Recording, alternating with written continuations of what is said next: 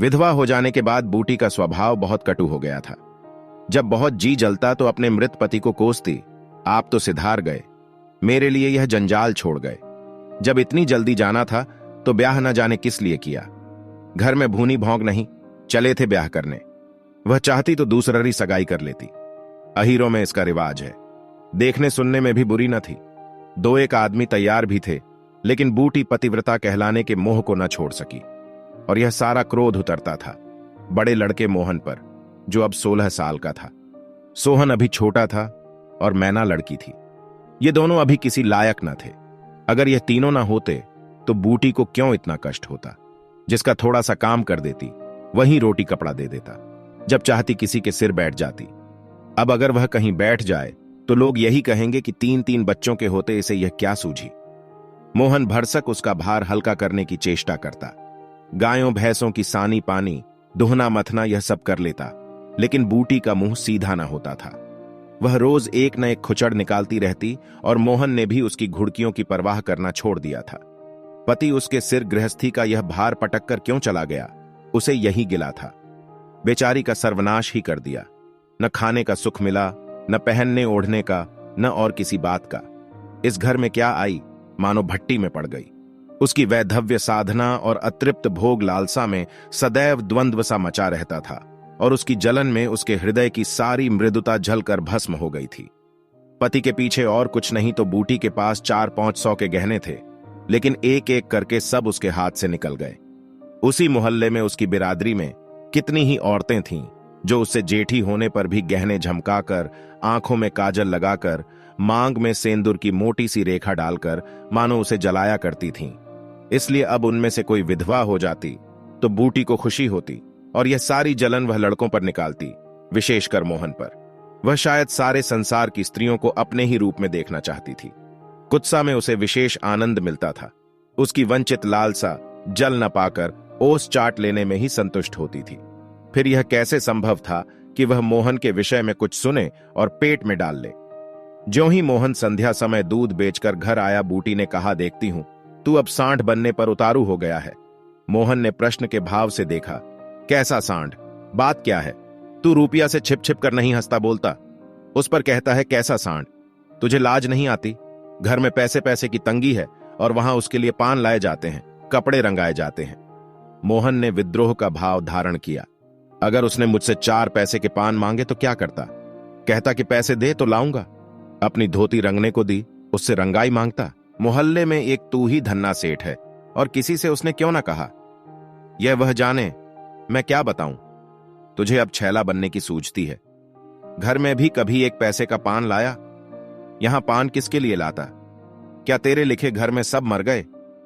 मैं ना जानता था तुम पान खाना चाहती हो। संसार में 1 रुपया ही पान खाने जोग है। शौक सिंगार की भी तो उम्र होती है। बूटी जल उठी। उसे बुढ़िया कह देना उसकी सारी साधना पर पानी फेर देना था। बुढ़ापे में उन साधनों का महत्व ही क्या। जिस त्याग कल्पना के बल पर वह स्त्रियों के सामने सिर उठाकर चलती थी, उस पर इतना कुठाराघात। इन्हीं लड़कों के पीछे उसने अपनी जवानी धूल में मिला दी। उसके आदमी को मरे आज 5 साल हुए, तब उसकी चढ़ती जवानी थी। 3 बच्चे भगवान ने उसके गले मड़ दिए। नहीं, अभी वह है कै दिन की। चाहती तो आज वह भी ओठ लाल किए, पांव में महावर लगाए, अनवट बिछुए पहने मटकती फिरती। यह सब कुछ उसने इन लड़कों के कारण त्याग दिया और आज मोहन उसे बुढ़िया कहता है। रुपया उसके सामने खड़ी कर दी जाए तो चूहिया सी लगे। फिर भी वह जवान है, आयर बूटी बुढ़िया है। बोली, हां और क्या, मेरे लिए तो अब फटे चीथड़े पहनने के दिन है। जब तेरा बाप मरा तो मैं रुपया से 2 ही 4 साल बड़ी थी। उस वक्त कोई घर लेती तो तुम लोगों का कहीं पता न लगता, गली गली भीख मांगते फिरते। लेकिन मैं कह देती हूं, अगर तू फिर उससे बोला तो या तो तू ही घर में रहेगा या मैं ही रहूंगी। मोहन ने डरते डरते कहा, मैं उसे बात दे चुका हूं अम्मा। कैसी बात? सगाई की। अगर रुपया मेरे घर में आई तो झाड़ू मारकर निकाल दूंगी। यह सब उसकी मां की माया है। वह कुटनी मेरे लड़के को मुझसे छीने लेती है। रांड से इतना भी नहीं देखा जाता। चाहती है कि उसे सौत बनाकर छाती पर बैठा दे। मोहन ने व्यथित कंठ में कहा, अम्मा, ईश्वर के लिए चुप रहो। क्यों अपना पानी आप खो रही हो? मैंने तो समझा था 4 दिन में मैना अपने घर चली जाएगी, तुम अकेली पड़ जाओगी, इसलिए उसे लाने की बात सोच रहा था। अगर तुम्हें बुरा लगता है तो जाने दो। तू आज से यहीं आंगन में सोया कर, और गायें भैंसें बाहर पड़ी रहेंगी। पड़ी रहने दे, कोई डाका नहीं पड़ा जाता। मुझ पर तुझे इतना संदेह है? हां, तो मैं यहां ना सोऊंगा। तो निकल जा घर से। हां, तेरी यही इच्छा है तो निकल जाऊंगा। मैना ने भोजन पकाया। मोहन ने कहा, मुझे भूख नहीं है। बूटी उसे मनाने ना आई। मोहन का युवक हृदय माता के इस कठोर शासन को किसी तरह स्वीकार नहीं कर सकता। उसका घर है, ले ले। अपने लिए वह कोई दूसरा ठिकाना ढूंढ निकालेगा। रुपया ने उसके रूखे जीवन में एक स्निग्धता भर ही दी थी। जब वह एक अव्यक्त कामना से चंचल हो रहा था, जीवन कुछ सूना सूना लगता था। रुपया ने नव वसंत की भांति आकर उसे पल्लवित कर दिया। मोहन को जीवन में एक मीठा स्वाद मिलने लगा। कोई काम करना होता पर ध्यान रुपया की ओर लगा रहता। सोचता, उसे क्या दे दे कि वह प्रसन्न हो जाए। अब वह कौन मुंह लेकर उसके पास जाए? क्या उससे कहे कि अम्मा ने मुझे तुझसे मिलने को मना किया है? अभी कल ही तो बरगद के नीचे दोनों में कैसी कैसी बातें हुई थीं। मोहन ने कहा था, रूपा तुम इतनी सुंदर हो, तुम्हारे 100 गाहक निकल आएंगे। मेरे घर में तुम्हारे लिए क्या रखा है? इस पर रुपया ने जो जवाब दिया था वह तो संगीत की तरह अब भी उसके प्राण में बसा हुआ था। मैं तो तुमको चाहती हूं मोहन, अकेले तुमको। परगने के चौधरी हो जाओ तब भी मोहन हो, मजूरी करो तब भी मोहन हो। उसी रुपया से आज वह जाकर कहे, मुझे अब तुमसे कोई सरोकार नहीं है। नहीं, यह नहीं हो सकता। उसे घर की परवाह नहीं है। वह रुपनिया के साथ मां से अलग रहेगा। इस जगह न सही, किसी दूसरे मोहल्ले में सही। इस वक्त भी रुपया उसकी राह देख रही होगी। कैसे अच्छे बीड़े लगाती है। कहीं अम्मा सुन पावें कि वह रात को रुपया के द्वार पर गया था तो पराण ही दे दें पराण। अपने भाग तो नहीं बखानती कि ऐसी देवी बहू मिली जाती है। न जाने क्यों रुपया से इतना चिढ़ती है। वह जरा पान खा लेती है, जरा साड़ी रंगकर पहनती है, बस यही तो। चूड़ियों की झंकार सुनाई दी। रुपनिया आ रही है। हां, वही है। रुपया उसके सिरहाने आकर बोली, सो गए क्या मोहन? घड़ी भर से तुम्हारी राह देख रही हूं, आए क्यों नहीं? मोहन नींद का मक्कर किए पड़ा रहा। रुपया ने उसका सिर हिलाकर फिर कहा, क्या सो गए मोहन? उन कोमल उंगलियों के स्पर्श में क्या सिद्धि थी, कौन जाने।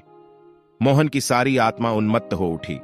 उसके प्राण मानो बाहर निकलकर रुपया के चरणों में समर्पित हो जाने के लिए उछल पड़े। देवी वरदान के लिए सामने खड़ी है। सारा विश्व जैसे नाच रहा है। उसे मालूम हुआ जैसे उसका शरीर लुप्त हो गया है। केवल वह एक मधुर स्वर की भांति विश्व की गोद में चिपटा हुआ उसके साथ नृत्य कर रहा है। रुपया ने कहा, अभी से सो गए क्या जी? मोहन बोला, हां, जरा नींद आ गई थी रूपा। तुम इस वक्त क्या करने आई? कहीं अम्मा देख लें तो मुझे मार ही डालें। तुम आज आए क्यों नहीं? आज अम्मा से लड़ाई हो गई। क्या कहती थी? कहती थी रुपया से बोलेगा तो मैं पराण दे दूंगी। तुमने पूछा नहीं, रुपया से क्यों चिढ़ती हो? अब उनकी बात क्या कहूं रूपा, वह किसी का खाना पहनना नहीं देख सकती। अब मुझे तुमसे दूर रहना पड़ेगा। मेरा जी तो ना मानेगा। ऐसी बात करोगी तो मैं तुम्हें लेकर भाग जाऊंगा। तुम मेरे पास एक बार रोज आया करो, बस। और मैं कुछ नहीं चाहती। और अम्मा जो बिगड़ेंगी तो मैं समझ गई, तुम मुझे प्यार नहीं करते। मेरा बस होता तो तुमको अपने पराण में रख लेता। इसी समय घर के किवाड़ खटके। रुपया भाग गई। मोहन दूसरे दिन सोकर उठा तो उसके हृदय में आनंद का सागर सा भरा हुआ था। वह सोहन को बराबर डांटता रहता था। सोहन आलसी था, घर के काम धंधे में जीना लगाता था। मोहन को देखते ही वह साबुन छिपाकर भाग जाने का अवसर खोजने लगा। मोहन ने मुस्कुराकर कहा, धोती बहुत मैली हो गई है सोहन, धोबी को क्यों नहीं देते? सोहन को इन शब्दों में स्नेह की गंध आई।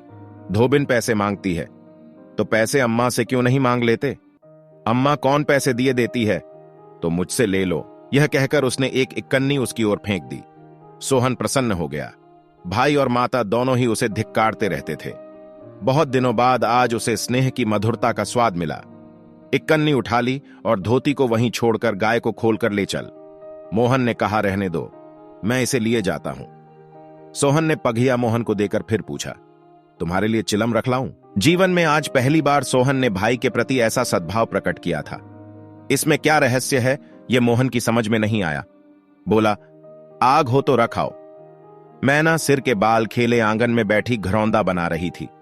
मोहन को देखते ही उसने घरौंदा बिगाड़ दिया और अंचल से बाल छिपाकर रसोईघर में बर्तन उठाने चली।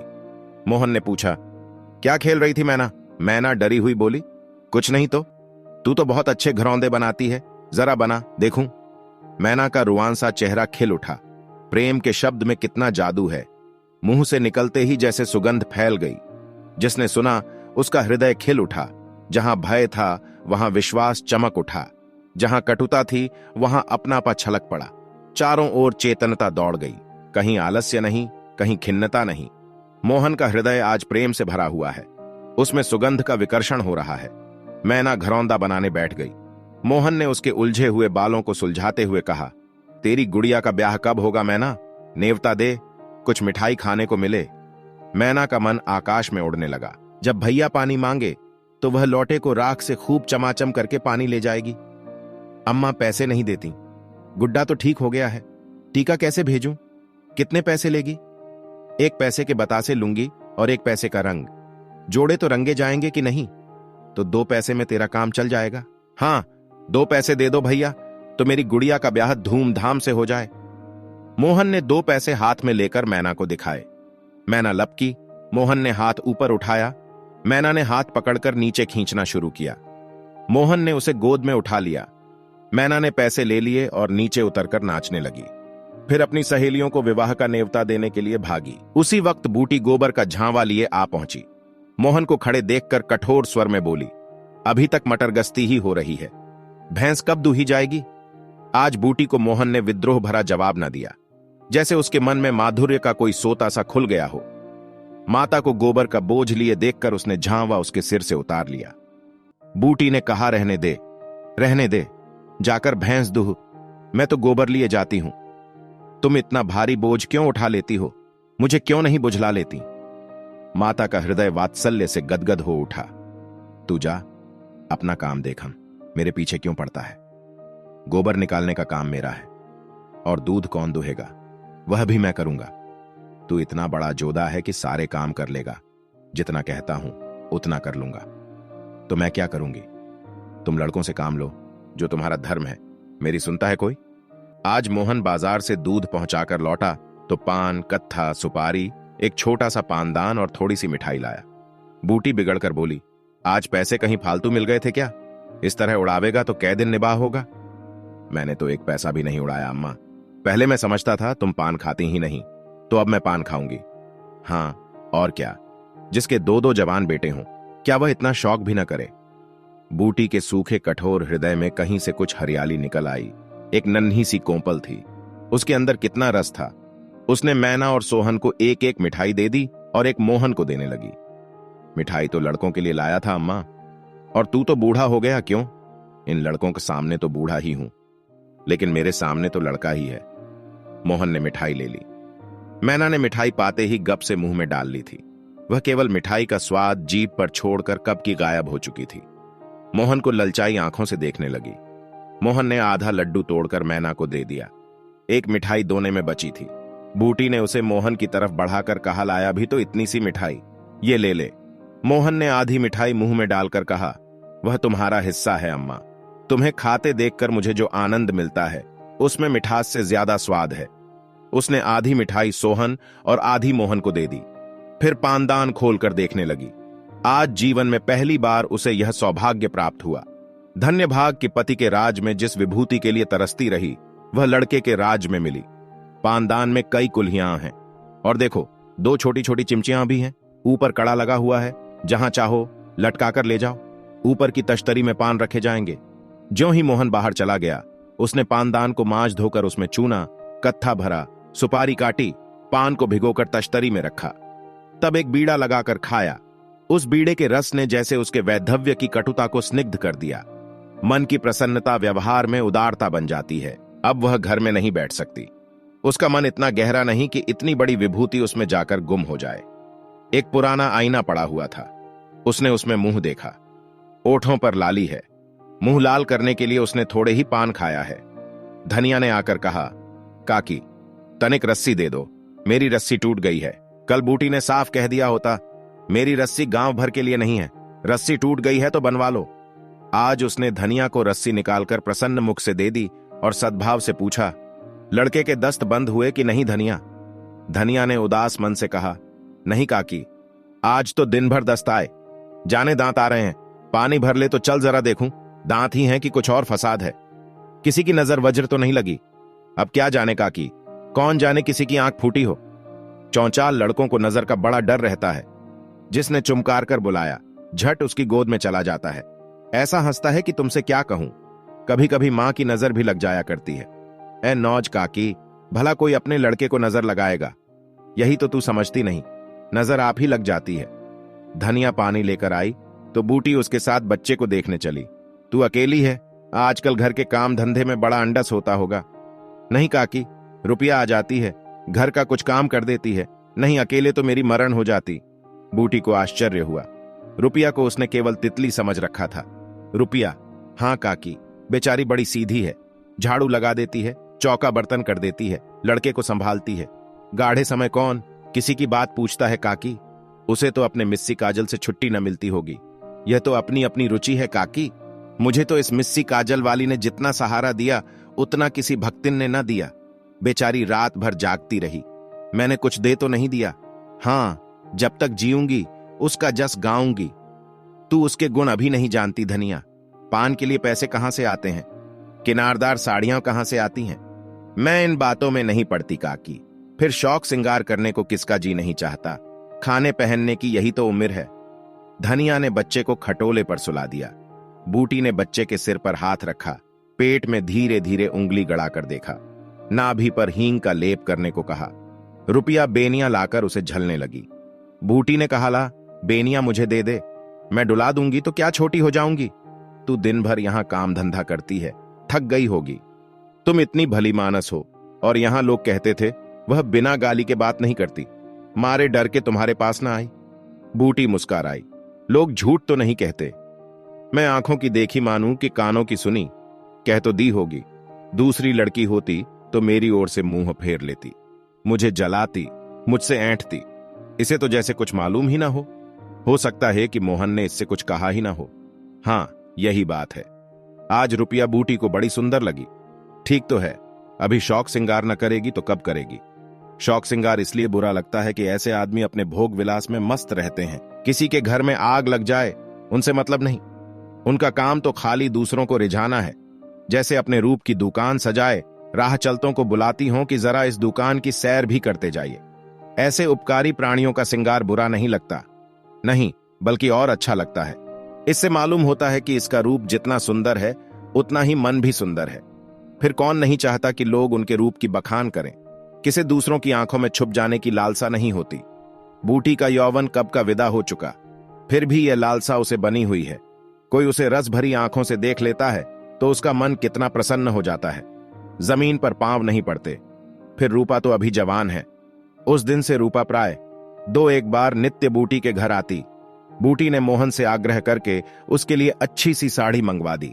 अगर रूपा कभी बिना काजल लगाए या बेरंगी साड़ी पहने आ जाती तो बूटी कहती, बहू बेटियों को यह जोगिया भेष अच्छा नहीं लगता। यह भेष तो हम जैसी बूढ़ियों के लिए है। रूपा ने एक दिन कहा, तुम बूढ़ी काहे से हो गई अम्मा? लोगों को इशारा मिल जाए तो भौंरों की तरह तुम्हारे द्वार पर धरना देने लगे। बूटी ने मीठे तिरस्कार से कहा, चल मैं तेरी मां की सौत बनकर जाऊंगी। अम्मा तो बूढ़ी हो गई, तो क्या तेरे दादा अभी जवान बैठे हैं? हां, ऐसा, बड़ी अच्छी मिट्टी है उनकी। बूटी ने उसकी ओर रस भरी आंखों से ददेक कर पूछा, अच्छा बता, मोहन से तेरा ब्याह कर दूं? रूपा लजा गई, मुख पर गुलाब की आभा दौड़ गई। आज मोहन दूध बेचकर लौटा तो बूटी ने कहा, कुछ रुपये पैसे जुटा, मैं रूपा से तेरी बातचीत कर रही हूं। दोस्तों, अगर आपको यह कहानी अच्छी लगी हो तो लाइक, शेयर और कमेंट कीजिए और ऐसी ही नई वीडियो को देखने के लिए चैनल को सब्सक्राइब कर लीजिए।